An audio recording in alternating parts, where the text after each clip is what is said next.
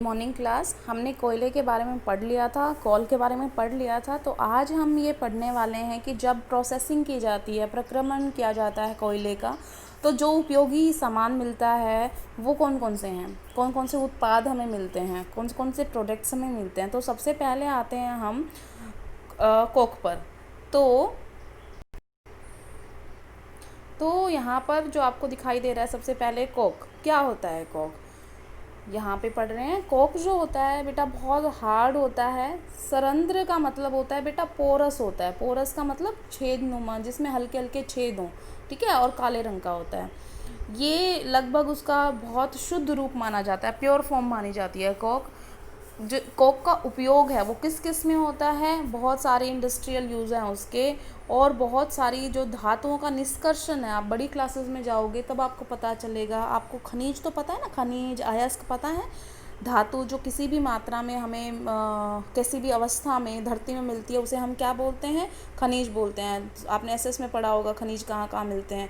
तो उन खनिजों में सबसे ज़्यादा मात्रा जिनकी धातुओं की होती है उनको हम बोलते हैं, उन खनिजों को हम अयस्क बोलते हैं। और इन अयस्कों से हम क्या निकालते हैं? हम धातु निकालते हैं। तो जो ये प्रोसेस हुई जिसकी वजह से हम अयस्क से धातु प्राप्त कर सकते हैं, इसको बोलते हैं बेटा निष्कर्षण। कि धातुओं को हम मेटलर्जिकल प्रोसेस करके, अयस्कों का मेटलर्जिकल प्रोसेस करके उनको धातु प्राप्त करने की जो विधि होती है, तो उसके अंदर कोक का इस्तेमाल किया जाता है। ज़्यादातर अपचयन के लिए करते हैं। तो ये तो हो गया कोक का इस्तेमाल, ठीक है। अब आते हैं हम कोल तार पे। कोल तार तो आपने सुना भी होगा, देखा भी होगा। पहले पहले की बात हो रही है, अभी तो आजकल सड़कें अलग से बनती है। नहीं तो कोल तार जो होता है वो सड़कें बनाने के लिए मोस्टली यूज़ होता था, और बहुत गंदी स्मेल आती थी, याद हो अगर आपको। तो जो ये अप्रिय गंध वाला होता है, काले रंग का द्रव होता है, बहुत गाढ़ा होता है, ये जो होता है इसे हम कोलतार बोलते हैं। इसमें एक नहीं, दो नहीं, 200 पदार्थों का मिश्रण होता है कोलतार, ठीक है। तो ये जो कोलतार है इसको हम कई चीज़ों को बनाने के लिए इस्तेमाल करते हैं, जैसे कि संश्लेषित रंग। रंग का मतलब होता है कलर, सिंथेटिक कलर्स जो बनाने के लिए, अलग अलग कलर्स डाई के लिए भी बनाए जाते हैं। जैसे आपके कपड़ा है, वाइट है, उसको आपको रंगना होता है तो उसे डाई से इस्तेमाल करते हैं, तो वो डाई बनाने के लिए भी इस्तेमाल करते हैं। मेडिसिन बनाने के लिए भी इस्तेमाल करते हैं। विस्फोटक होता है, एक्सप्लोजिव बनाने के लिए, बम वगैरह बनाने के लिए इस्तेमाल करते हैं। और सुगंधित चीज़ें बनाने के लिए भी इस्तेमाल करते हैं, प्लास्टिक वगैरह। पेंट में पर्टिकुलर स्मेल होती है। तो ये जो होते हैं सारे जो मैंने लिखे हैं, फोटोग्राफिक सामग्री जो होती है, तो ये सारी की सारी चीज़ें कोल तार से बनाई जा सकती हैं, क्योंकि इसके अंदर एक नहीं है, 200 पदार्थ हैं, तो सबका कुछ ना कुछ यूज़ होता है। तो इस तरीके से ये बहुत ज़्यादा इम्पोर्टेंट प्रोडक्ट है इसका, जो कोल के प्रोसेसिंग में, कोल के प्रक्रम में इस मतलब बनता है। आपने और कुछ नहीं देखा होगा, आपने ऐसी इतनी साइज़ की गोल गोल नेफ्थलीन बॉल्स होती है, नेफ्थलीन बॉल्स बोलते हैं वैसे तो। उसका हिंदी में भी बेटा नेफ्थलीन की गोलियां ही बोलते हैं, लेकिन अपने गांव में उसको कपूर की गोलियां बोल देते हैं, जो संदूक में मम्मी कपड़ों के अंदर रखती है, कपड़े में बांध के, ताकि कीट वगैरह नहीं आए, वहाँ पे कीड़े ना लगें, वहाँ पे कपड़ा ख़राब ना हो। तो वो जो होती है नेफ्थलीन बॉल्स, वो भी इसी से बनाई जाती हैं, कोल तार से ही, ठीक है। पहले सड़कें बनाने के लिए भी इस्तेमाल होता था, लेकिन आजकल नहीं होता है, आजकल बिटुमेन यूज़ होता है, ठीक है। बिटुमेन यूज़ करते हैं आजकल ये इस्तेमाल नहीं करते हैं। अब आते हैं हम तीसरा, कोयला गैस पर। जो कोयला गैस होती है वो कैसे बनती है? तो सबसे पहले तो देखो, हमने कोल हम बना रहे थे, कोल की प्रोसेसिंग करते करते हम क्या बनाने लगे? कोक बना रहे हम। कोक बना लिया, तो सबसे पहला उत्पाद जब हमने कोल से कोक में परिवर्तित किया, तो यहाँ पर एक चीज़ और बनती है जिसे हम बोलते हैं कोल गैस, जिसकी हम बात कर रहे हैं अभी, कोयला गैस, ठीक है ना। तो ये जो कोल गैस है ये कब बनती है? जब हम प्रोसेसिंग कर रहे होते हैं कोल की, ठीक है, और उसे कोक बना रहे होते हैं, उस प्रोसेस के दौरान ये बनती है। और तो सीधी सी बात है, आपको पता चल रही है, कोयला गैस है, तो एक तरीके से इसको हम इस्तेमाल कर सकते हैं किस रूप में? ईंधन के रूप में इस्तेमाल कर सकते हैं, फ्यूल के रूप में इस्तेमाल कर सकते हैं। सबसे पहले लंदन में 1810 के अंदर और न्यूयॉर्क में 1820 के अंदर कोयला गैस का जो उपयोग किया गया था, सड़कों पे रोशनी करने के लिए इस्तेमाल किया गया था उसको सबसे पहले। अब क्या करते हैं, रोशनी तो आजकल इलेक्ट्रिसिटी से हम ले लेते हैं, बल्ब जला लेते हैं, लेकिन अब जो मोस्टली उसका इस्तेमाल है वो होता है हीट प्रोडक्शन के लिए। इसका मतलब किसी चीज़ को गर्म करने के लिए। आग बनाने के लिए, ठीक है ना। तो ये कोयला गैस का आजकल उपयोग इसमें हो गया है। अब उसके बाद आते हैं हम पेट्रोलियम। हमने कोयला के सारे उपयोग और उससे जो बनने वाले उत्पाद हैं उन सब के बारे में स्टडी कर लिया है। अब आते हैं हम पेट्रोलियम पर। तो पेट्रोलियम जो होता है वो क्या होता है, जैसे कोयला बना था, कैसे बना था कोयला, पौधों के दबने से बहुत ज़्यादा हाई टेम्परेचर प्रेशर पड़ा तो उस वजह से बना था। यहाँ पर पेट्रोलियम जो बना है बेटा, समुद्री जीवों के मरने के बाद जो उनके ऊपर डेब्रिस बनती रही, वो एक के लेयर दूसरी लेयर तीसरी लेयर दबते गए नीचे, और फिर वही टेम्परेचर वही हाई प्रेशर के ऊपर। ये प्रोसेस बहुत स्लो होता है, बहुत ज़्यादा स्लो, सालों लग जाते हैं, करोड़ों साल लग जाते हैं, जैसे आपको बताया भी था पहले। तो करोड़ों साल लग जाते हैं, बहुत स्लो प्रोसेस है, और फिर ये क्या बनता है, पेट्रोलियम बनते हैं, ठीक है। तो अब क्या होता है पेट्रोलियम, क्या मतलब किस किस चीज़ में आप बोलते हो कि पेट्रोलियम एक्चुअली क्या है। तो पेट्रोलियम का पहले तो हम निर्माण पढ़ लेते हैं। अभी वैसे मैंने बता दिया था आपको, पेट्रोलियम का निर्माण जो हुआ था वो समुद्र के रहने वाले जीवों से हुआ था, क्योंकि वो जीव मरने के बाद उनके शरीर जो है समुद्र की तलहटी में जाके जम गई, और फिर ऊपर से रेत और मिट्टी की अलग अलग तहें उसके ऊपर आने लगी, और बहुत लाखों वर्षों के बाद जो वायु की अनुपस्थिति है वहाँ पर, क्योंकि क्या हो रहा है, दबाव नीचे जाते जा रहे हैं ना, तो दब रहे हैं, तो वहाँ पर ऑक्सीजन की क्या हो जाती है, कमी होने लग जाती है। तो वायु की अनुपस्थिति में उच्च तापमान पर और उच्च दाब पर, दाब मतलब प्रेशर पर, जो मृत जीव हैं वहाँ पर, समुद्री जीव जो थे, वो किस में परिवर्तित हो गए, पेट्रोलियम में और नेचुरल गैस में, प्राकृतिक गैस में, ठीक है। अब इसको आप देखो, इस तरीके से आप समझ सकते हो। ये जो है ये कुआं दिखाया है पेट्रोलियम या प्राकृतिक गैस निकालने के लिए। तो देखो, सबसे पहली बात तो गैस हल्की होती है, तेल के ऊपर रहेगी, ठीक है ना। तो देखो आप, सबसे पहले ये आपको क्या दिखाई दे रही है, गैस दिखाई दे रही है। गैस के नीचे यहाँ पर क्या दिखाई दे रहा है, ये आपको तेल का कुआं जिसे बोलते हैं, तेल आ गया, बहुत नीचे डेप्थ में होता है, बहुत सारी चट्टानों को खोद के नीचे मिलता है। यहाँ पे आपको दिखाई दे रहा होगा, ये दिखा भी रखा है, ये कौन सी है, अप्रवेश्य चट्टान है ये वाली। तो ये सारी चट्टान है, अप्रवेश्य चट्टान है, और इनके नीचे आपको क्या मिला है, ये गैस मिली है और ये तेल मिला है। अगर आप ध्यान से देखो तो यहाँ पर देखो जल लिखा हुआ है, क्योंकि जल और तेल आपस में कभी घुल नहीं सकते, और अगर दोनों ही प्रेजेंट होंगे तो जल के ऊपर तेल तैरेगा, इसीलिए जल नीचे है और तेल ऊपर है, और फिर गैस है क्योंकि वो हल्की है, ऊपर रहेगी। तो इस तरीके से आपको कोई भी जो पेट्रोलियम का और प्राकृतिक गैस का भंडार मिलेगा, उसमें कुछ ऐसी ही संरचना होगी। और यहाँ पर फिर क्या कर रखा है, यहाँ पर ये पाइपें डाल रखे हैं, इन पाइपों से गैस निकाल दी जाती है जो गैस वाली जगह से, और यहाँ पे थोड़ा और नीचे डाउन ड्रिप करके और उसको फिर तेल निकाल लिया जाता है। तो अलग अलग दो चीज़ें हमें इस्तेमाल हो जाती है। तेल मतलब पेट्रोलियम की बात हो रही है यहाँ पर। अब बात करते हैं कि जो सबसे पहला कुआं, जो तेल का कुआं जिसे मिला था, वो कहाँ मिला था। ये आपका जनरल नॉलेज का क्वेश्चन है। विश्व का पहला तेल का कुआं पेंसिल्वेनिया में मिला था, ठीक है ना। तो पेंसिल्वेनिया जो है वो अमेरिका में प्रेजेंट है, और 1859 के अंदर, 1859 के अंदर इसे ड्रिल किया गया था, और तब पता चला था।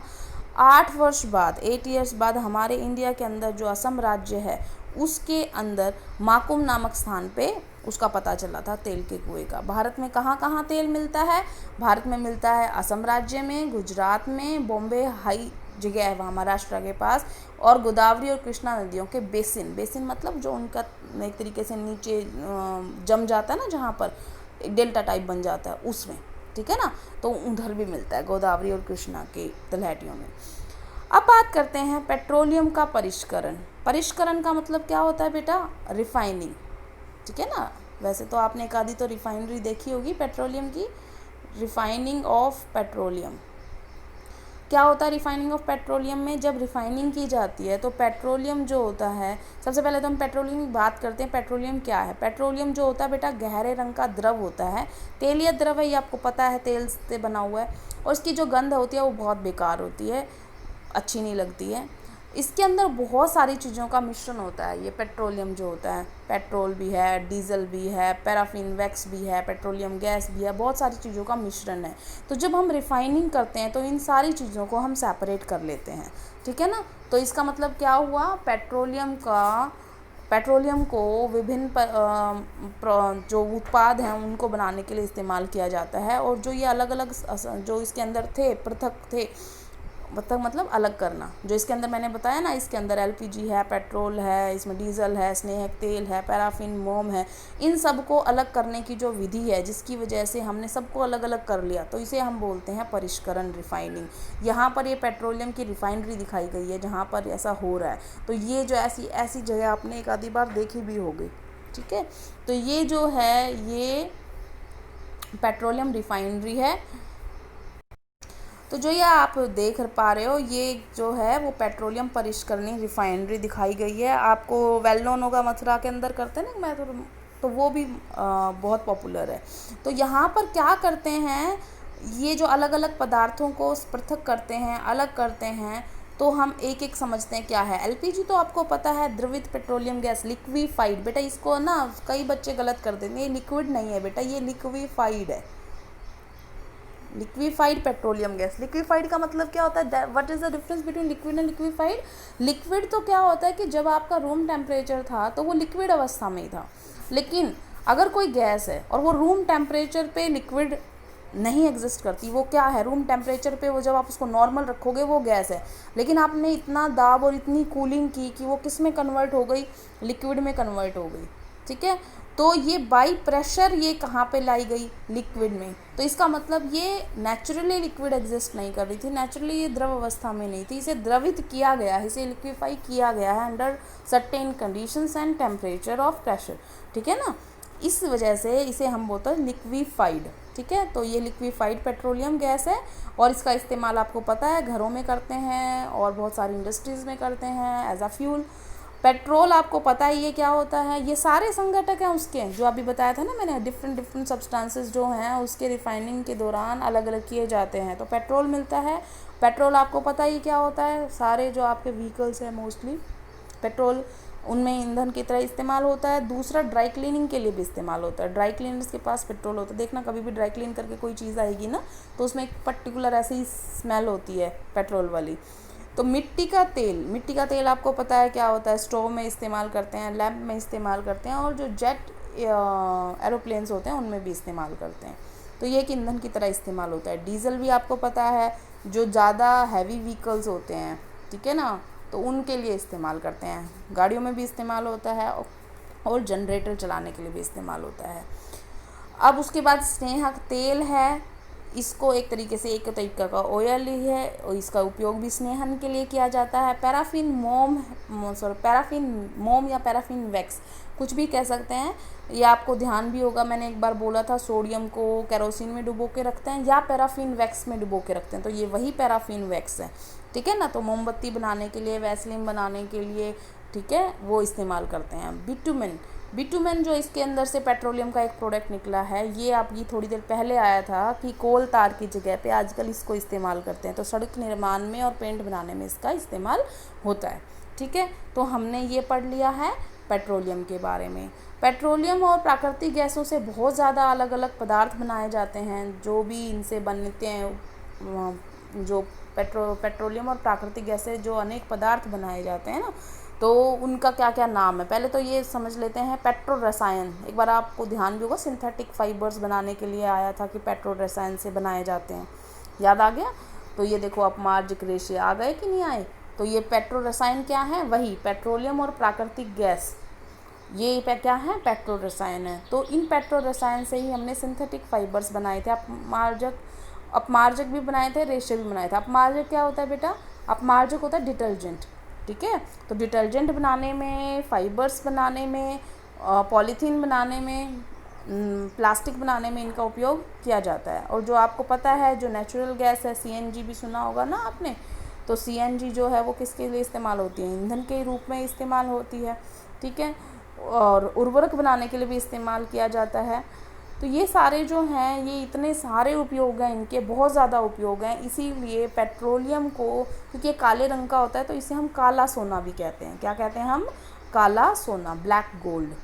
तो क्योंकि गोल्ड तो क्या होता है, येलो कलर का होता है ना, तो इस वजह से इसका नाम क्या बोल दिया कि जहाँ पर ये मिल जाए वहाँ क्या चीज़ निकल गई भी, काला सोना निकल गया। काला सोना मतलब पेट्रोलियम। ठीक है, अब आते हैं हम नेचुरल गैस पे। नेचुरल गैस अभी आपको बताया ही था कि ये भी एक तरीके का क्या है, जीवाश्म ईंधन है। जीवाश्म ईंधन मतलब फोसिल फ्यूल्स है, और इसको आराम से गैस है तो गैस को हम आराम से पाइपों में लेके जा सकते हैं। आजकल तो घरों के अंदर फिटिंग भी कर दी, जैसे एलपीजी की करते हैं ना, ऐसे सीएनजी की फिटिंग भी होती है, घरों में कर देते हैं। डायरेक्ट जो सोर्स होता है वहीं से घरों में पहुंचा दी जाती है, फैक्ट्रीज़ में पहुंचा दी जाती है। ज़्यादातर दिल्ली में ऐसे किया हुआ है। तो सीएनजी से क्या ज़्यादा लाभ है कि इसको ईंधन के रूप में इस्तेमाल किया जाए? इसका सबसे बड़ा लाभ ये है कि इससे प्रदूषण कम होता है। मतलब कम मतलब ये नहीं होता कि ये प्रदूषण कम करता है, इससे प्रदूषण नहीं होता। मतलब इससे नहीं होता तो इसका मतलब ये क्लीन फ्यूल है। क्या फ्यूल है ये? एक क्लीन फ्यूल। इसका मतलब ऐसा फ्यूल जो प्रदूषण ना फैलाए या बहुत ज़्यादा कम फैलाए। ठीक है, इसलिए सीएनजी को ज़्यादा इस्तेमाल करते हैं। देखो दिल्ली में सबसे ज़्यादा सीएनजी इस्तेमाल होती है। सुना है ना, सब की बसेस भी सीएनजी वाली हैं, ऑटो भी सीएनजी वाले हैं, और घरों में भी सीएनजी लगाई हुई है कहीं कहीं जगह पर। तो इसका मतलब ये जो सीएनजी है ये बहुत अच्छा फ्यूल है और इससे कम प्रदूषण होता है, इसलिए ज़्यादा सही भी है। और इसकी आपूर्ति जो है वो आराम से पाइपों द्वारा करवा दी जाती है। तो फिटिंग हो जाती है, डायरेक्ट कुछ नहीं करना, सिर्फ आपने नॉब ओपन किया जैसे आप सिलेंडर का करते हैं और आपके घर में वो आ जाएगी। ठीक है, ये हमारा आज हो गया है चैप्टर, बस ऑलमोस्ट ख़त्म हो गया है। तो ये जो बस ये पूछा है कि क्या ये प्रयोगशाला में मृत जीवों से कोयला, पेट्रोल या प्राकृतिक गैस बनाई जा सकती है? देखो बेटा, वैसे तो ये बहुत बहुत बहुत बहुत ज़्यादा स्लो प्रोसेस है, जैसे लिखा भी हुआ है, नहीं इनका बनना बहुत धीमी प्रक्रिया में तो ये नहीं बना सकते। लेकिन क्योंकि एक्सपेरिमेंट चलते रहते हैं तो बनाने की कोशिश ज़रूर की गई है, लेकिन उसमें बहुत ज़्यादा एफर्ट लग जाते हैं। मतलब जितनी कीमत कोयले की और पेट्रोलियम जो बनाते हैं उतनी जितनी उसकी वैल्यू है, मान लो आप ये समझो कि मान लो ये कोयला ही बना रहे हैं हम, तो कोयला में मान लो इतना कोयला की वैल्यू, मान लो मैंने कोई लिखा है कि यहाँ पे कितना किलो है ये, तो मान लो इसकी वैल्यू 5,000 है। ठीक है, और आपने बहुत ज़्यादा लैब में एक्सपेरिमेंट करवाया, सेम कंडीशंस दी, सेम टेम्परेचर, सेम प्रेशर, बहुत साल लग गए, कोई बात नहीं, बन भी गया, तो भी उसमें जितना पैसा लगाना उतने का तो कोयला है ही नहीं है। मतलब वो जितना बनेगा उस लैब में प्रोसेस करके वो उतना वैल्यूएबल नहीं होता। तो इस वजह से इनको बनाना बेकार है, बन भी नहीं पाएंगे और इतना एफर्ट लगेगा और फिर आपको उतना फ़ायदा भी नहीं होने वाला है। ठीक है, तो इसलिए इनको नहीं बनाया जाता है। और दूसरी बात, अब आते हैं हम कि प्राकृतिक साधन क्या सीमित हैं? बिल्कुल सीमित हैं, क्योंकि अभी मैंने बताया कि बहुत धीमा प्रक्रम था। जो कोयला था वो पौधों के दबने से बना था करोड़ों साल में, और जो पेट्रोलियम था वो समुद्री जीवों के दबने से बना है। तो ये बहुत बहुत धीमा प्रक्रम था। तो इस वजह से ये बिल्कुल जितने हैं हमें उन्हें बहुत इस्तेमाल ध्यान से करना चाहिए, क्योंकि ये बहुत कम मात्रा में है। ठीक है ना, तो और कम मात्रा में भी नहीं, तो मैंने आपको बताया था एग्जॉस्टिबल है। एग्जॉस्टिबल का मतलब मान लो हमारी धरती के अंदर इतना है, अगर हम खुले हाथ से खर्च कर रहे हैं, बेकार में खर्च कर रहे हैं, ऐसे ही खर्च कर रहे हैं विदाउट थिंकिंग, तो ये क्या होगा, धीरे धीरे ख़त्म हो जाएगा। एक दिन ऐसा आएगा जब ये पूरा ख़त्म हो जाएगा, हमारी नेक्स्ट जनरेशन्स के पास कुछ बचेगा ही नहीं। तो इसका मतलब क्या होगा, उनके पास ये फ्यूल बचा ही नहीं। लेकिन अब इसी चीज़ को मान लो मैं बिल्कुल थोड़ा इस्तेमाल कर रही हूँ, ठीक है, नेक्स्ट जनरेशन और थोड़ा इस्तेमाल कर रही है, तो धीरे धीरे ये काफ़ी जनरेशन तक चल सकता है। लेकिन अगर हम उनको वेस्ट करेंगे तो वो काफ़ी दिनों तक नहीं चलेगा, जल्दी ख़त्म हो जाएंगे। इसलिए हमें क्या करना चाहिए, हमें इनको बहुत संभाल के खर्च करना चाहिए। ठीक है, अब बात करते हैं कि कैसे हम उनको बचा सकते हैं। तो सबसे पहले तो पीसीआरए क्या है बेटा, पेट्रोलियम संरक्षण अनुसंधान संघ, पेट्रोलियम कंजर्वेशन रिसर्च एसोसिएशन। तो ये क्या है, ये सबसे पहले ये डायरेक्शन देती है कि हमें कम से कम जितना हो कम उपयोग करना चाहिए। अगर आपको उपयोग करना भी है तो आप थोड़ा सा ध्यान से कर सकते हैं। कैसे? जैसे आप गाड़ी अगर बिल्कुल समान का मतलब होता है बिल्कुल नॉर्मल एक स्पीड पे चलाएं, ठीक है, और मध्यम गति से चलाएं। मतलब आपको बोलते हैं ना गाड़ी की एवरेज कब अच्छी आती है, जब वो 40-50 के अंदर चलती है। अगर आप इतने में चला रहे हो तो कोई दिक्कत नहीं है। लेकिन अगर आप कभी तो 60 लेके जा रहे हो, कभी 80 लेके जा रहे हो, कभी 10 पे आ रहे हो, तो जो वेरिएशन होगा उसकी वजह से वो फ्यूल जो होता है ज़्यादा खर्च होता है। जहाँ पर आप रुकते हैं, रेड लाइट लगी हो, तो आपको अपना इंजन बंद कर देना चाहिए। टायरों का दाब सही रखना चाहिए, प्रेशर सही रखना चाहिए। क्योंकि देखो आप ये समझो कि ज़्यादा अगर कम दाब होगा तो क्या प्रॉब्लम है, इंजन को क्या प्रॉब्लम है, वो आप तो बोलोगे मैडम टायर गिर जाएंगे और क्या। नहीं, आप सोच के देखो। फॉर एग्ज़ाम्पल आपने चलना है, ठीक है ना, आपने चलना है और एक बार आपको पैदल चलना है नॉर्मल, ठीक है, एक में आपको पहिए लगा के चलना है, ठीक है। तो आप बताओ कौन से में आप अच्छी तरीके से चल पाओगे? ऑटोमेटिकली जिसमें पहिए लगे हुए हैं उसमें आप जल्दी स्पीड गेन करोगे। अब क्या हुआ है इसके अंदर कि जब आपका टायर देखो, एक तो इसमें फुल हवा भरी हुई है, एक इसमें कम हवा भरी हुई है। अब आप बताओ कौन सा ज़्यादा अच्छी तरीके से चलेगा? ये अच्छी तरीके से चलेगा।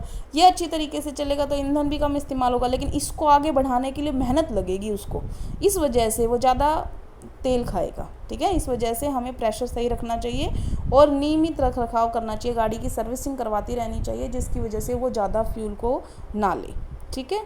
तो इस तरीके से हम क्या कर सकते हैं, हम अपने फॉसिल फ्यूल्स को, जो हमारे पेट्रोलियम है, कोयला है, ये सब को क्या कर सकते हैं, संरक्षित कर सकते हैं, बचा सकते हैं। तो हमें कम से कम इनका उपयोग करना चाहिए, क्योंकि ये संसाधन जो हैं वो सीमित हैं। तो जितना चाहिए हमें उतना ही उपयोग करना चाहिए। देखो बेटा, हम क्वेश्चन आंसर्स पर आ गए हैं। ये क्वेश्चन आंसर हम कल करेंगे। आज हमारा सिर्फ चैप्टर कंप्लीट हो गया है, वही बहुत है, ठीक है। Thank you class.